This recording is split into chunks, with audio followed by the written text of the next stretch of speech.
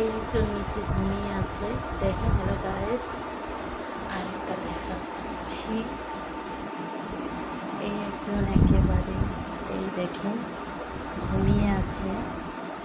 এই যে তার হাত ছড়িয়ে দিয়েছে, সে এই যে ঘুমিয়ে আছে, আর তার মা ঘুমিয়ে আছে। ওই